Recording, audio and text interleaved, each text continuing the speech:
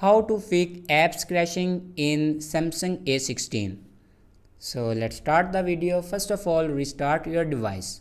For restart your device, press and hold volume down button and power button at the same time, like that, and then restart your device.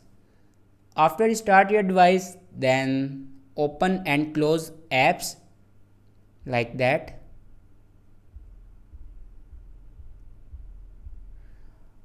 After that, check your apps update. After updating your apps, your problem will be fixed. If it doesn't fix your problem, then open settings and scroll down and click on general management.